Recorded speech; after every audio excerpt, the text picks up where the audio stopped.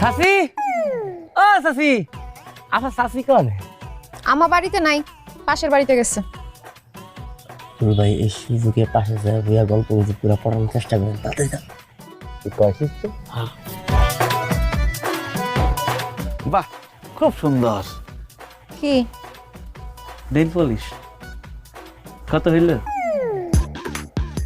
কি কত হইলো? বয়স কত হইল? আশ্চর্য, বয়স জিজ্ঞেস করতেছেন কিসের জন্য? না, বয়সকালে সবকিছু কেমন টসটস লাগে, আর বয়স শেষ হয়ে গেলে সব মেয়ের মেয়েরা মরা মরা শুকনো লাগে, তাই না? তোর কত বড় সাহস, তুই আমার বয়স নিয়ে উল্টাপাল্টা কথা কস? তোর সাহস তো কম না? তুমি কি ভাবছো যে আমি তোমার বয়স নিয়ে কথা বলেছি? বলে না, আমি তোমার নেল পলিশের বয়স নিয়ে কথা বলেছি, তাই না? আসসালামু আলাইকুম সাসি। কি ব্যাপার, তোরা দুজন আমাকে বাড়িতে? হ্যাঁ, সাসি আপনাকে মনে করে আইলাম। কি দরকার আমার লাগে? তোকে কি দরকার? দরকার তো কেন আছে স্যার, আইলাম আগে বসতি করবেন, চাটা দেবেন, তারপরে বসবো। এই যে মিষ্টি নিয়ে এলাম। কিসের মিষ্টি এটা?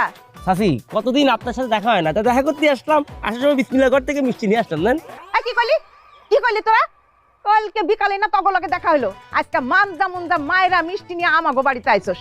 মতলব কি তগো? হ্যাঁ, তগো দেখা তো সুবিধা মনে হইতাছে না, ঝাইডা কাশ। আপনি কোন? আরে তুই বল।